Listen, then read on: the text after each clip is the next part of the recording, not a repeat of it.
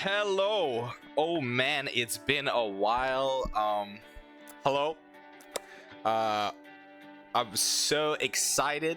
I haven't posted a video in so long, and MonsterCon just came out today, hours ago, so I had to do it. Apologies if my mic is not that good. It's not as good as it used to be. But basically this game just came out. I played it once already with a friend. Checked it out. It was really fun. So I'm excited. Let's just get into it. This game is great. It's gonna last an hour though. They made it them longer because short game is an hour and a half now. It's like, damn, okay. Anyways, we have more options. I tried retro already. I'm gonna try this. No, let's go for the classic one. You know, first episode. Maybe I'll make other ones. I'll see how it does. But let's try Surf Rock. SpookyCon. For some, it was just a nerdy convention, but for us, it was 4 days to celebrate our many passions. I'm just checking it's recording correctly. Yes, okay. 4 days of many passions and obsessions fiercely, unapologetically. And we weren't alone. Regardless of what you loved, you could always find people who'd make you feel seen and understood. Anywhere else, we might have been seen as weirdos and misfits. But here we could finally feel like no matter who we were, we belonged. Okay, so I got the DLCs, both of them, of course, because I fucking love this series. Sorry, just gonna take a drink of water. Okay, but I played Aravi, my girl, always my girl. Aravi, sorry, no, not Aravi. What's her name again? Amira. My bad, I got them too confused. So you know what? We'll go for a classic. We'll go for Brian. Our name, of course, as always. So fucks a lot. Let's do it. Go, I guess. But as dreamy as SpookyCon was, it also came with its own set of pressures, some of which we already knew so well. At the end of those 4 days, the after party loomed over our heads, posing that one evergreen question. Would we get a date for that night? As uncertainty plagued our hearts, we couldn't help but think of the 6 hottest nerds at the con. Zoe, an eldritch cutie who went from endless deity of Harbinger of Destruction to author of the renowned fanfic Liam Prom. Liam the Lion Court 4XX, a hipster vampire whose standoffish demeanor hid the fact that he was truly a lovable dork. Doug Campbell, 24, a kind-hearted slime that was incredibly broke from supporting all the fandoms he loved. Omen, 25, an evil overlord who was recently freed from imprisonment in exchange for giving up her passion for stabbing people. Nico Sharp, 22, an over-the-top mimic who preferred cosplay over shapeshifting, even if they weren't the best at getting into character. And April 1st, 24, a clown idol who was contractually obligated to bottle up all of her non-camera ready emotions inside cute mascots. It had to be one of them, but who? We had 4 days to gather some courage and shoot our shot. What was the worst that could happen? Being rejected and alone the rest of our lives? Ha! We'd had our fair share of love and rejection. This surely wasn't our first rodeo. And as we had grown to know ourselves better, we realized we felt more confident. Tell us 3 things you like. So I'll explain a little bit how it works. I turned off the I think the tutorial just turned itself off after the first game. But this is basically like the quiz in the first game. You rank questions. And I think it'll like give you stats based on that, and also the characters that like that more I think. So owning you're a clown, DDR is exercise, overspending on limited edition blind boxes, shiny dice, stupidly specific panels, playing 5D chess, searching for loot and RPGs, role-playing in bed, documentaries with jump scares, step on me, PhD on ship dynamics, forming a cult for the lulz. I would love to do that. Owning you're a clown, definitely very cool. And we're not gonna mention this one. Choose your top 3 favorite Pokemons. I love this. Okay, this one's the best one. This one looks badass, and then she looks like she knows what she's doing. We weren't new to all this, so this time we challenged ourselves with a goal other than finding love. With the support of Zoe and Liam, we had decided to take on a project we had been putting off for too long. I could copy one Making of my our dreams. own comic. We had so many ideas and we always found excuses not to work on them. But the con was the perfect setting to find inspiration and go for it. So, okay. So, okay. This just shonen. That wasn't a symbol, was it? I swear to God it wasn't.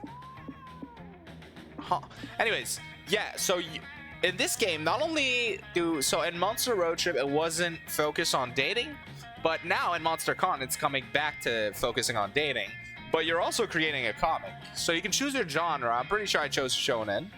I just unlocked these two, and I'm curious about this one. I want this one.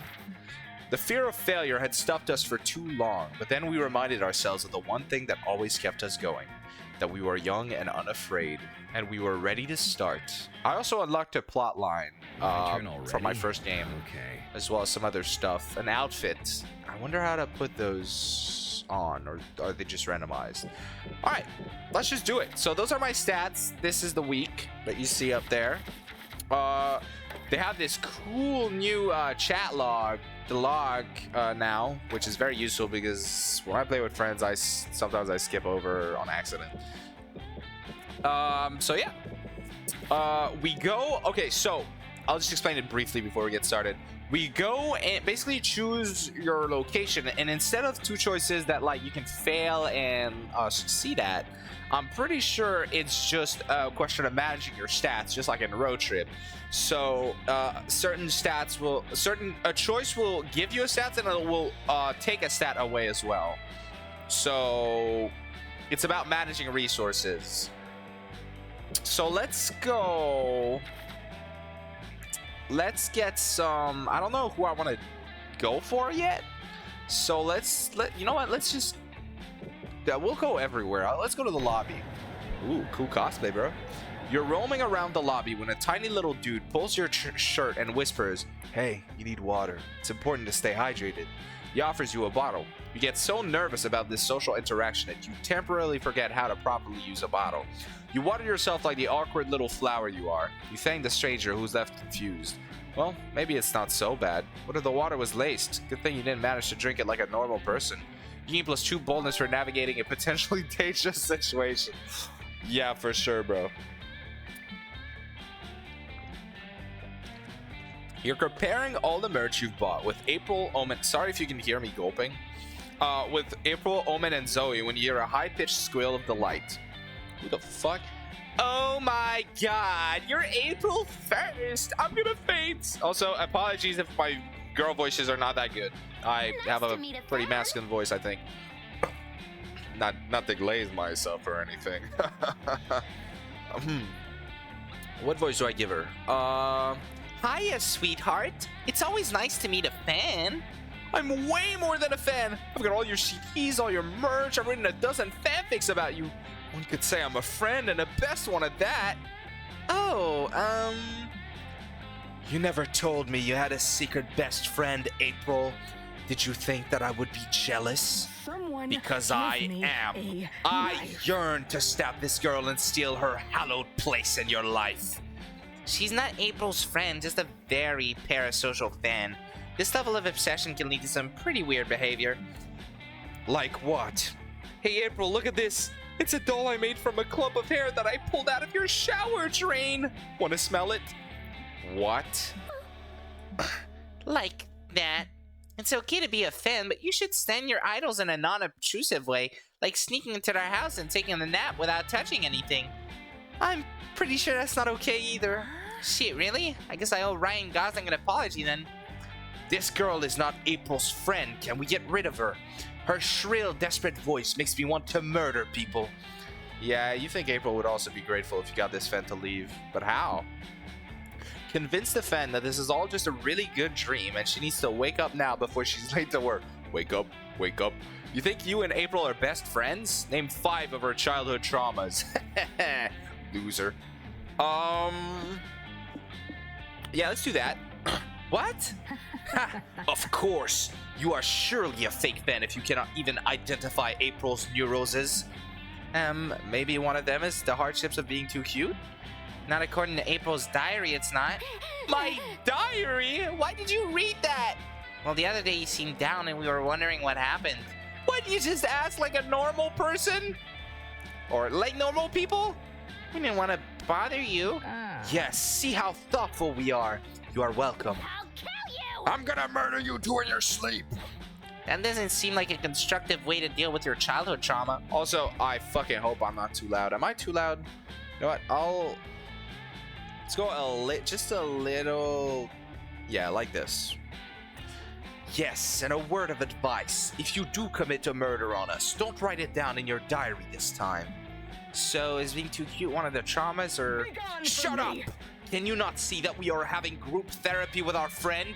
Be gone!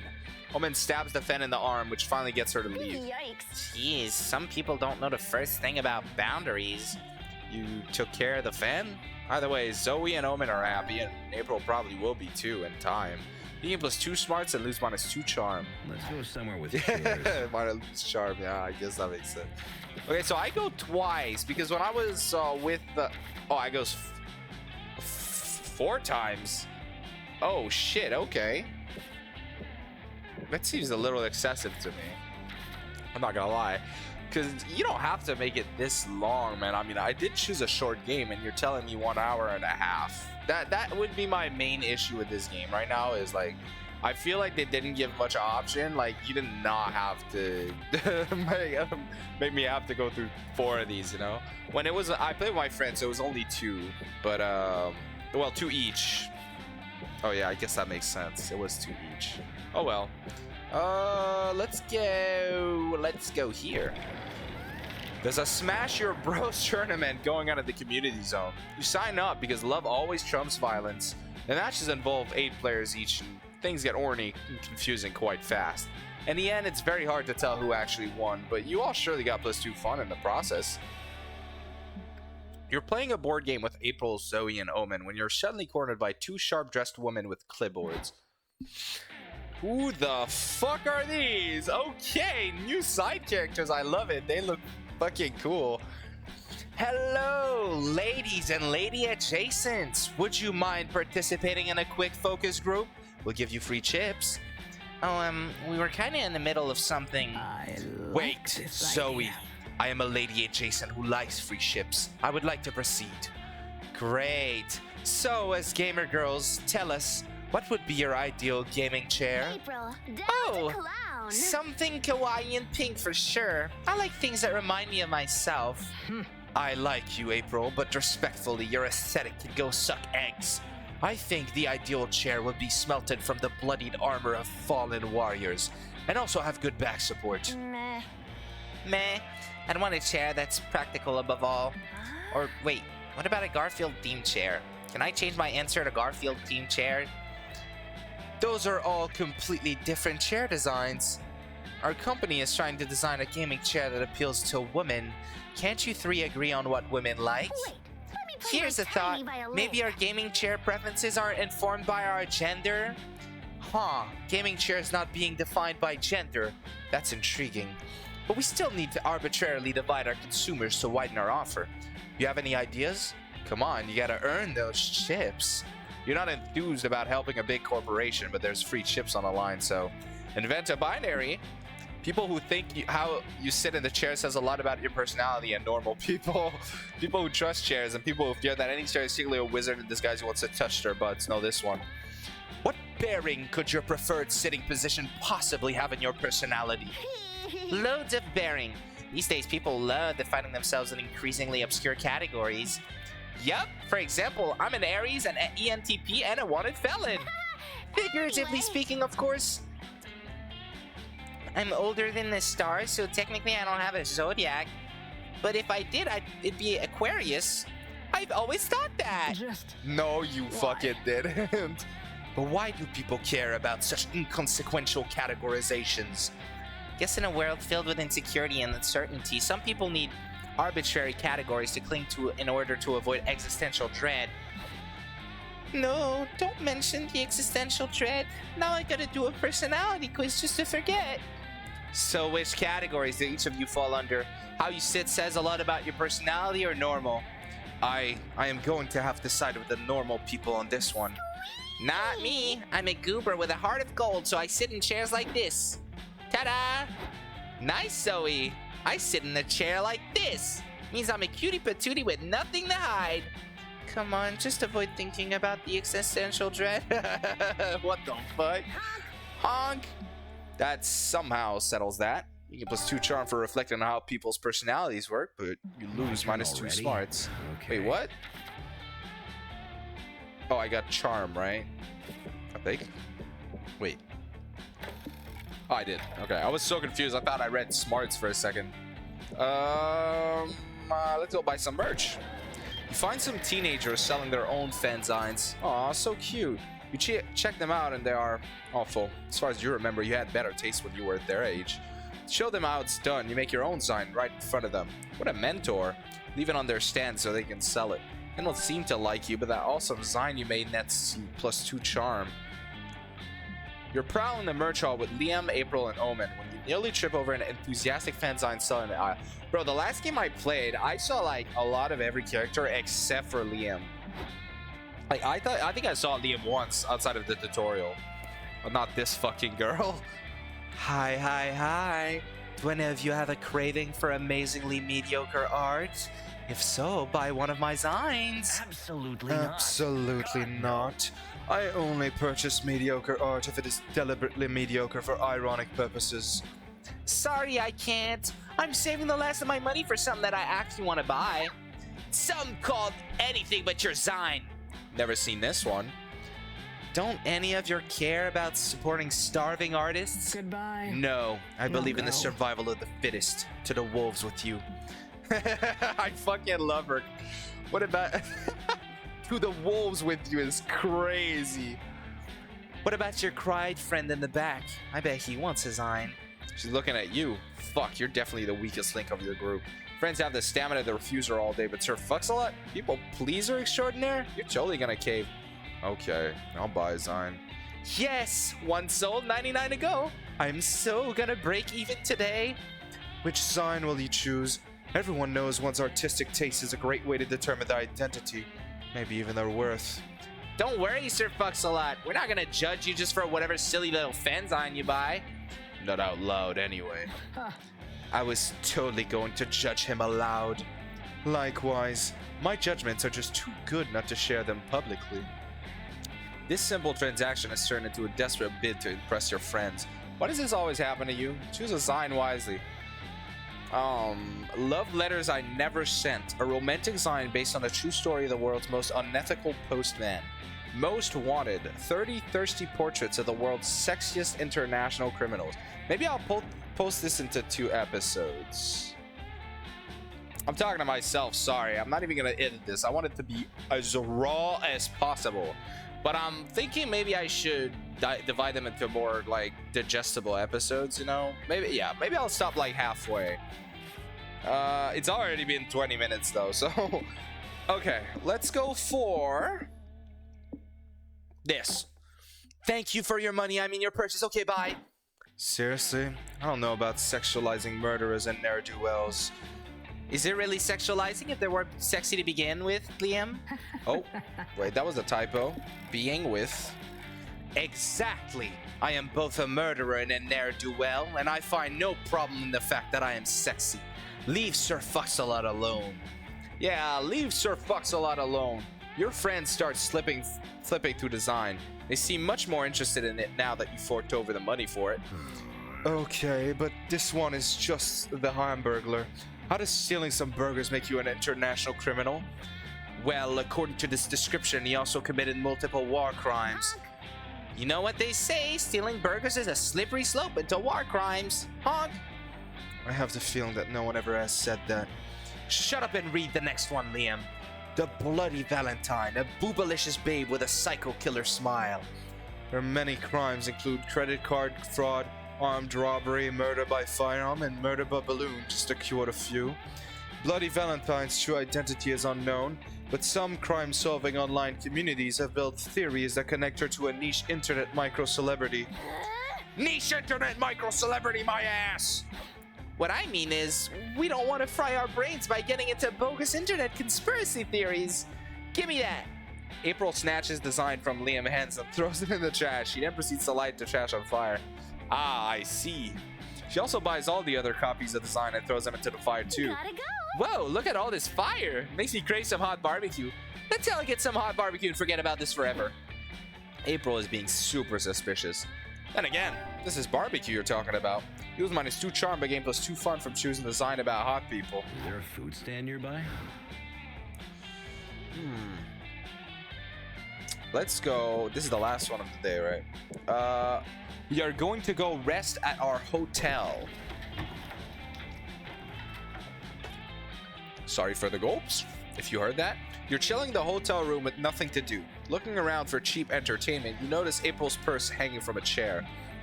Will you dare violate the sanctity of an idol's purse? Of course you will. You grab the purse, open it, and... Oh no. No way. This is too horrible to describe. Don't count on me to utter these words. Here, have +2 creativity and go imagine it on your own. I'm out. Okay. I mean... in one of the events, she literally pulled a fucking gun out of her purse, so... I'm imagining, I'm guessing that there's a running gag with her in her purse. Later, after waiting in line for 46 minutes, but who's counting? You, Omen, April, and Liam have made it to the con security checkpoint. Not these fuckers again. Step through the metal detector, sir. Certainly. I don't have any metal on me, but you may find a dangerous weapon on my person if you conduct a more thorough search. Are you hitting on me? Absolutely What? not. No, God, no. absolutely not. God, no. Just one no would have been enough. Ooh. That's cool. I got the Da Vinci? I get a title? That's so cool. Let's just reduce this the sounds a little. Oh, and you can change the mixtape. That's cool too. Okay, well, if you're done assaulting my partner's self-esteem, you can be on your way. Ugh, this is a definition of ineffectual security theater. You didn't even confiscate this. A book? Not just any books. It's the abolition of work. A dangerous incendiary essay that forces the reader to reevaluate everything they think they know about our rotten system. But what makes it a weapon? Are you going to throw it at someone's head? No, but I may throw it at someone's mind. I'm confused. Is your friend stupid or something? No. Yes. Maybe I didn't properly convey the thought-provoking ideas of the essay. Allow me to elaborate. This isn't gonna end anytime soon. You need to convince security guards to take Liam's book. Improvise a reading club with the guards so you can read and discuss the underlying ideas of this essay so they can finally understand what Liam means. Haven't you seen any movies about crimes? They always carve holes in books to hide guns and drugs. I am not going to support Liam on this. True, it's in tons of movies, which means it definitely happens in real life. Right you are, partner. It's probably why they invented books in the first place. Let's take a look in here. No, wait! The book is hollowed out. But rather than finding a weapon inside, the officer find another book? The cruel but very hot prince? The prince stared at me with his problematic but very hot eyes. He smirked at me in that way that made me forget all of the terrible things he did just yesterday. Damn it, this is so embarrassing. I wish everyone else was dead. I'm gonna start wishing that instead of myself. Why would you hide a book inside of a book? My bad. Is it secretly drugs? I know I do the cruel prince like a drug. Drugs aside, I must point out there are some impeccable abs on the cover of this other novel. Omen stares intensely at the cover. April and Liam do too. Stop lusting over that book, you three. That's it, I'm confiscating it. Yeah, carrying guns into a public event? I can get behind that. But we gotta draw the line somewhere, and that somewhere is at erotica. Look, Liam, they took your book just like you wanted. You must be pleased. Remind me of the title later. I want to peruse it. The abs intrigued me. I got you. You all enter the con and gain +2 fun from Liam's guilty pleasure, but lose -2 smarts. Group Prince's abs will give you many things, but smarts aren't one of them. God, I relate to her so much right now. What? All right. So here are the tables. Oh, hey, stranger. This is the last tutorial about the food court. I promise. Another one. Did you notice there were some lock dates? Those are tied to plot lines. Some plot lines will first appear organically and catch you by surprise. Once you finish them, you'll be able to trigger them again by choosing their respective date. There are also locked plotline dates at the alone table. Those do not appear organically. You gotta unlock them. Only then can trigger them through their respective dates. Plotline dates only appear during the first food court turn, since you'll need time for the plotline to fully develop. Also, they have a spicy meter to better inform the spiciness of the plotline and secret ending. Also, by the way, there are 34 secret endings in this one. That's a lot. I think, I can't remember how many dateable characters there are, but like 12 or something? There might be less, might be more, I don't know, but I think it's 12. And all of them are secret endings, so that's 12. So that means there's, what, 22 just secret endings that you don't know what they are? If they're doing, like, the Monster Prom and Monster Camp, there's gonna be 2 secret endings per main characters, which would make 12 more. It's 24. So 10 secret endings that I don't know what the fuck they are. Anyhow, you must be hungry. Go sit somewhere. So, this is cute shibby dates. You'll see. You basically just want to romance who you want. You can sit alone. You can like get a secret ending with yourself, and that's for other characters. But I think I'm gonna go for her, Omen. And that's the spiciness level, how spicy it is. So, board game night, watch a movie, or go out to dinner. And basically it dictates how spicy, like, the ending will be if you get it. I want it as spicy as possible, baby. Let's go! You and Omen go out to a fancy restaurant. Omen tells you all about their former conquests as a villain. Apparently, they once had a fortress not far from this very restaurant. You two decide check out the old fortress out of curiosity. To check out. Another typo. Turns out it's a laundromat now. Omen might have been more upset if they weren't so fascinated by the washing machines. Future truly is now. Wonder how it works, like... I do wonder what goes into the making of this game, you know. It does seem like a lot of work, you know, and the company's not that big. Also, the drawings are really cute. I like them. Anyways, I will try to go for Omen. Now it's time to take a break from your real-life shenanigans and brainstorm some fictional shenanigans for your comic. Go for it. Let's go! Let's create a comic! What's a job from the distant future you wish you could have?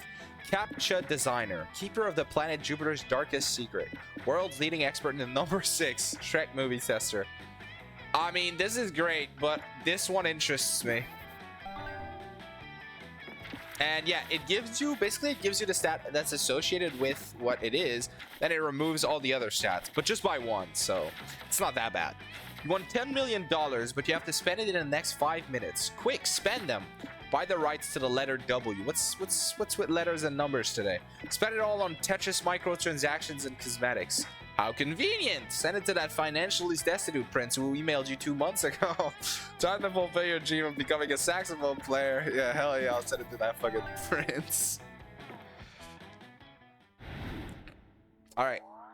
I mean, I'm guessing I need boldness to date her. I'm pretty bold.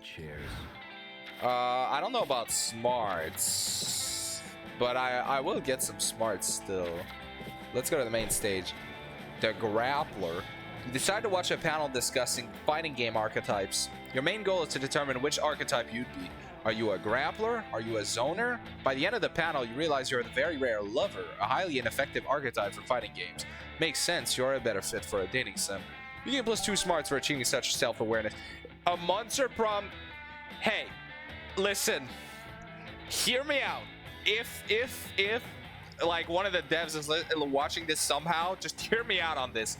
A Monster Prom fighting game would go incredibly hard. That's all I'm gonna say. It would go incredibly hard. Consider it. Then you, because like all of these are monsters. They're made for fighting when you think about it. Then you, April, and Omen meet up with Liam to watch a panel he wants to see. Have you CC'd Richards? How email chains can boost performance while working with big teams in the video game industry. Get hype? My brain is overheating at this sentence. Hey, Liam, did you know what would be better than watching this? Ripping my other arm off. Thank you for your input.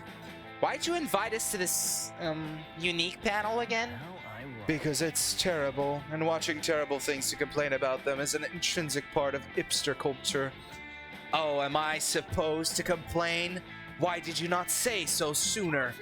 This battle sucks! I had more fun counting my scabs in an Iron Maiden for 100 years than I am right now! Is that so? If you hate my panel so much, let's see you come up here and do it better. Oh, certainly. Come along, everyone. I think he was being rhetorical. That word cannot stop me because I do not know what it means. Come along. Okay, I don't know. I don't need smarts. I need a lot of boldness, though, I think. And I have a lot of boldness. Maybe charm as well. Let's get our charm up. Omen drags April on stage. You come too because you're always down for shenanigans. Welcome to my panel, you pathetic worms. Today we are discussing... what are we discussing again? I wasn't paying attention. Emails. Oh, I do not know what an email is. How about I just beat Liam up for the crowd's entertainment instead? I'll save this. The history of email began in 1971 when the first email was sent by Ray Tomlinson. Just interrupting. They better. One sip of water, please.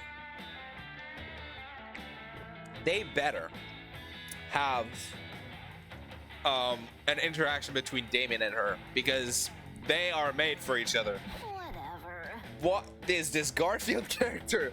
Nah, you know what? Kick his ass, Omen. There must be something other than violence you can do to save this stupid panel. But what? Reveal secret email sign-offs that will make everyone in the email chain know who's the email boss. Raise the stakes. Do an escapism act in which you try to escape an email chain while trapped in a water tank. Okay. Sure. The con organizers agree to bring out some chains, a waterproof laptop, and a 500-gallon tank. It's stunt time. And so it begins. Well, Peterson at wahoo.com said, "Can someone share the bullet points of the last meeting?" Bullets, you say? If you had told me this emails thing involved weaponry, I would have started caring a lot sooner. There aren't weapons, but you sure did bring suffocation into this mix. Start trying to wriggle your way out of the email chain. Why are so many people beginning their responses with, "I hope this email finds you well"? They're not finding Sir Fox-a-Lot well. They're finding him slowly drowning in a water tank. Not for long. You dislocate your shoulder because you heard Houdini did that. Sadly, it does nothing for your email situation, and now your arm hurts. Ooh, Will Peterson just CC'd 10 more people into the chain. Sir Fox-a-Lot's running out of time before he gets buried in replies. I don't get this because I don't use email much. You can do this, Sir Fox-a-Lot. Hit him with that as per my last email. It's time to go scorched earth. You CC everyone and say, "I embezzled all your money and fucked Peterson's wife and I don't even work here." Then turn off your laptop. Typo over here. Yes! I love crimes and adultery. I admit, it is impressive that he typed all that with one hand chained behind his back. I bet he has a lot of experience doing things with only one hand. What? Nothing. Just commentating on the stunt. Hey, quick question. Is Sir Fox-a-Lot supposed to still be underwater? Nope, but you only said you could get out of an email chain trapped in a water tank. Not that you could get out of the water tank. Whoops. Luckily, it only takes your friends about 10 minutes to free you. Probably only lost like a couple of brain cells suffocating. You can pursue boldness for your big stunt, but lose -2 charm. I don't need them.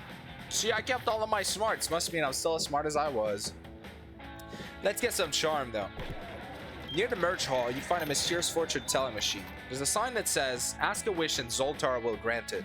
Originality is not your strong suit, so you ask to be big. The machine spits out a ticket that says, "Your wish is granted." You keep walking around waiting to get bigger, but you don't feel any different. Until you look at your butt. Yes, you now have a big, juicy +2 charm butt. Wishes do come true. Okay.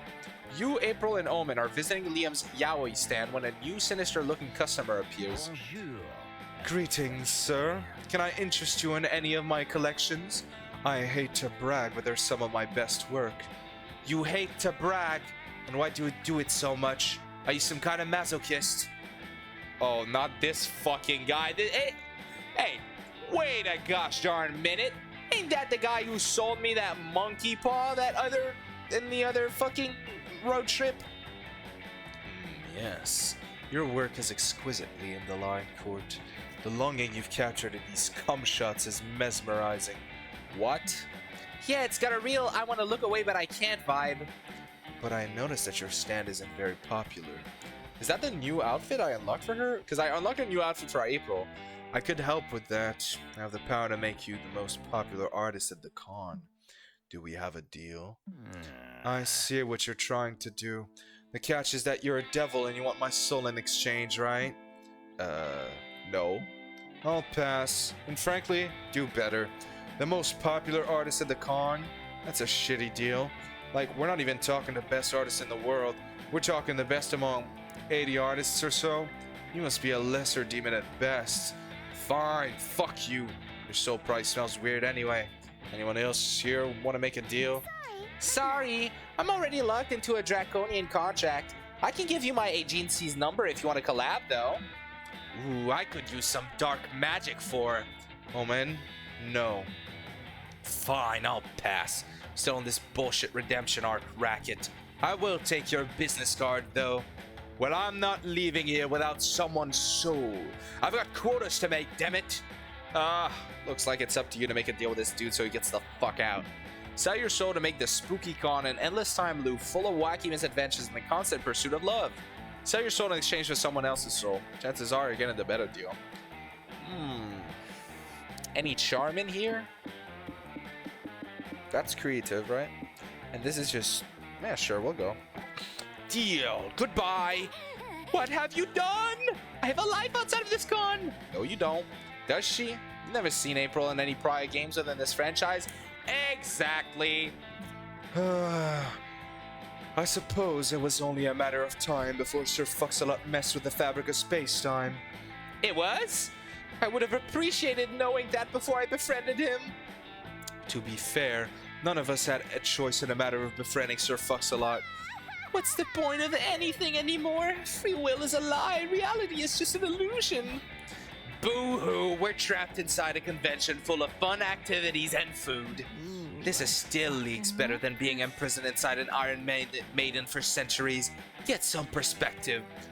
Did you make your Iron Maiden your cape? Because that's fucking cool. Yeah, it could be worse. Life is just a series of time loops anyway. What are you talking about? Well, there's a loop at the academy that repeats until the day of the prom. The one leading up to the meteor shower at summer camp. So we're stuck in this loop forever? Damn, Liam's been through all of them. Not necessarily. If you're popular enough, you might get invited to return to the next loop. Here it's going to be winter themed. Oh my god, I'm so excited. It's winter retreat. Bro, I thought winter retreat would come so much sooner. But they made road trip, and then they made con before winter retreat, which was surprising to me. Well, not that surprising, because I wonder how they do it. It's definitely not going to be dating focused. Sorry for rambling, by the way, but I am excited for the new game, even though I've barely played this one yet. What does that even mean? Okay, enough with the meta jokes. And I do hope that these characters are in that. You all go eat some corn dogs, because hitting the food stand is how we end events in this game. And you all agree not to mention that your life is one big time loop again. How convenient. You can +2 fun and lose -2 boldness. So, where's the chill zone?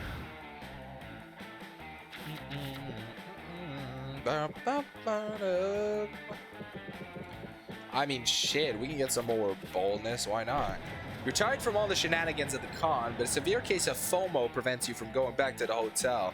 If you take a power nap here in the lobby, you'll be well rested and technically not miss out. Lots of people trip out on you, but they say nothing as they imagine you sleeping as a cosplay performance. Wait, what?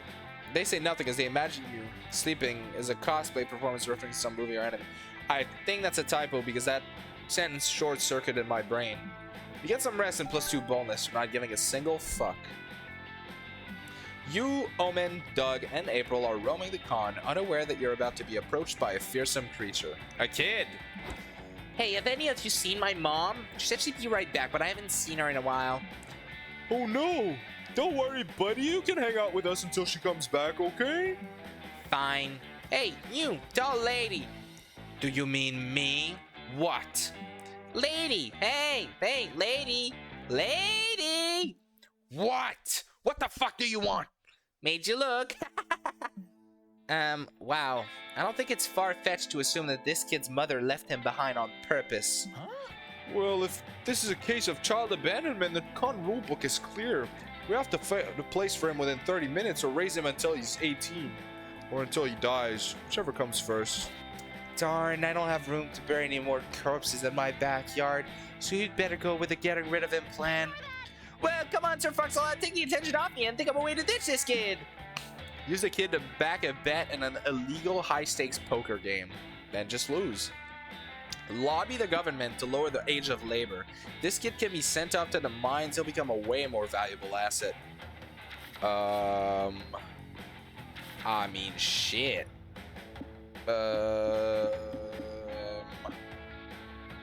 Dude, let's fucking... I love child labor. What? 3 hours later in the Metropolis Capitol building. And now, before we adjourn this congressional meeting, we'll hear a bill proposal from these random people who want to lower the minimum age for labor. Hear me out. Child labor will be beneficial for the economy.